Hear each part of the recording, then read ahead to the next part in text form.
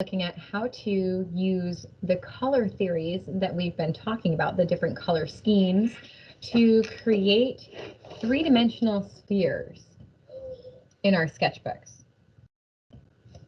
So grab your color pencils and your sketchbook and let's get started. I have two circles. If you drew them with regular pencil, but you're going to work in color, what you might want to do is make sure you draw them really lightly so that you can erase the line. Because this is a practice in my sketchbook, I'm not terribly worried about it. And I also want you to be able to see it on the camera. Okay, I've delivered where my light sources will be. So I know where to put my core shadow because my core shadow is directly across from the light source. I also know where my highlight will be, just in and over a little bit here. So to start off with, I'm going to do my shading using a violet. And in this area, over, I think I'll start on this one. I'm going to start with violet, and then I'm going to move into that red sphere. So I'll be working with red eventually, but I'm using violet for my shading.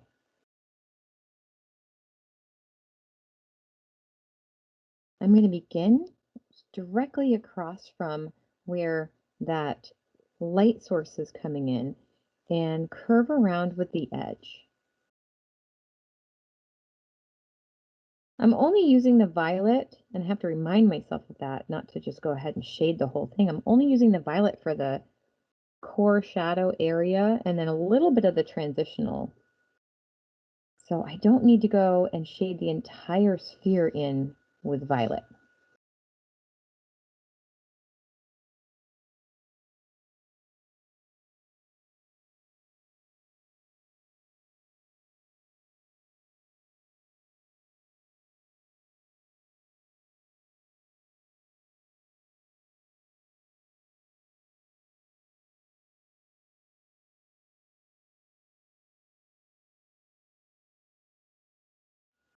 Okay, I also know that there would be a shadow coming out from underneath my sphere, somewhere about here. A little bit coming down from here because the edge pulls forward. And I know that it would be darker, underneath.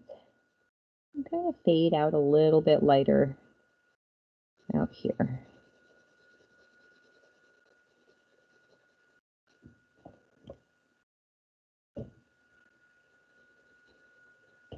All right. You have to be careful because your paper does have a tooth to it.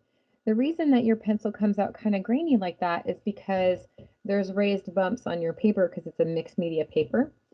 And that is there because it holds the medium, whatever material you're creating your art with, in place, right? And there's not a heck of a lot of tooth to this. So once you fill it with the wax from your pencil quite a bit, then you're going to have a hard time adding more to it. So I'm not going to go in and just dig it in there, you know? So I want to make sure that I have the ability to layer if I want to.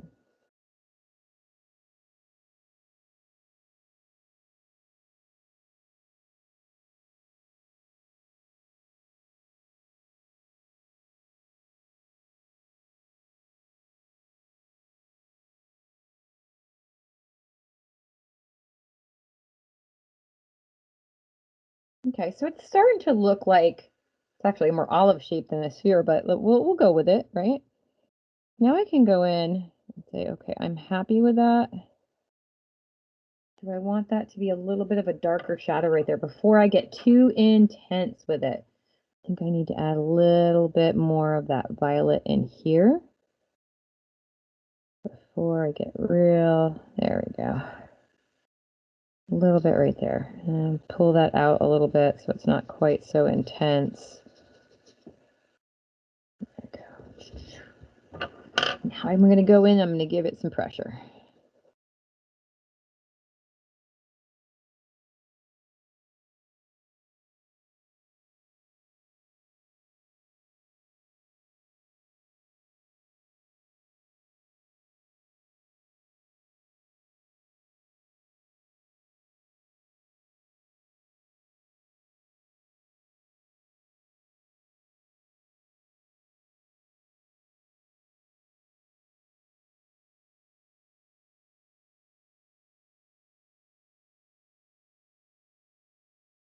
form. And what I want to do is I want to look at how these transitions are. Like if it has kind of a line here, then I want to make sure that I even that out a little bit so that it's not an exact line for what I'm doing right now. Okay, and then for the table, because I'm using violet as the backer, no matter what table I make for it, I would still use violet for the shadow.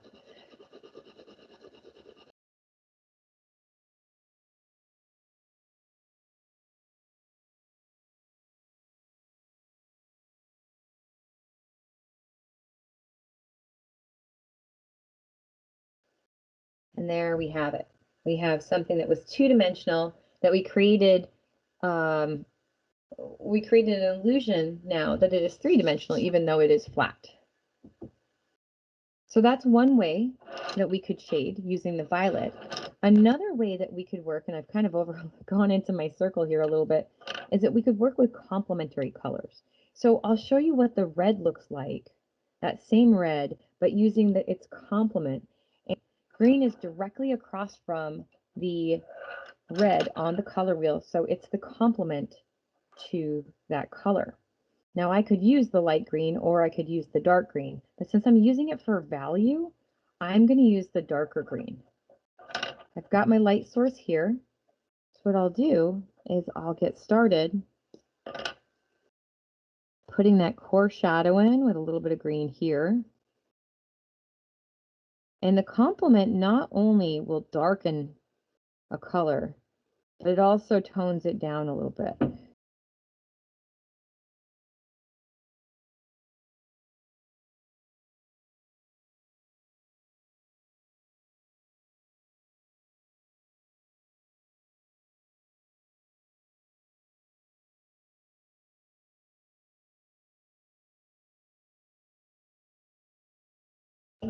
Get a little bit more back here. All right, I'm liking that. I like how it's a little bit darker right here too. There. Okay, so now I can go in with the red and you'll see the difference between using the violet and using the complementary color. So this was the violet and this is the comp.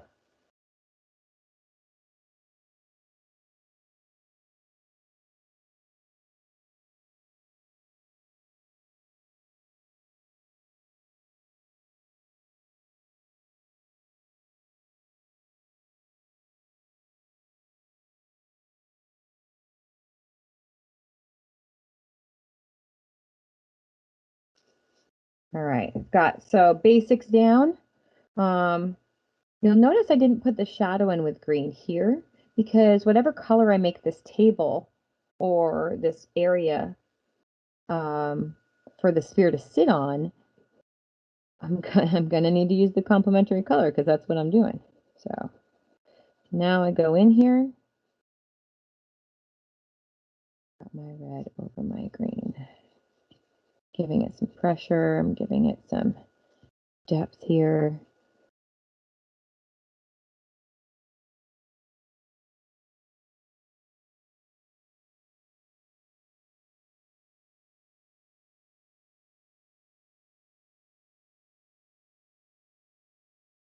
Is if you're looking at the two, an example of complementary color versus what you could do with the violet.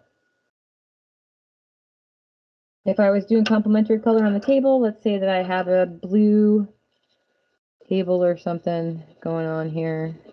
It's going to be messed up because it has that brown in it, but well, we'll just go with the flow here.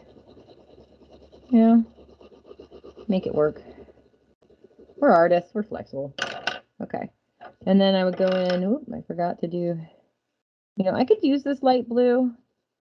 It's a bit light for my taste as far as working with a shadow. All right.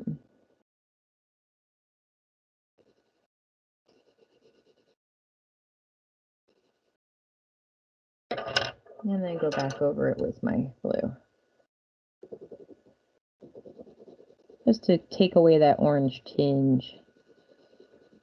There we go. And then you have a really nice shadow underneath for the blue table. So that's the difference between using a violet for your undershading and using a complementary color. When you put the pencil down, you're putting down wax. And when you put another color over it and blend back and forth, the wax is blending together. It's blending the pigments and the colors together. So you're getting a mixture of those colors.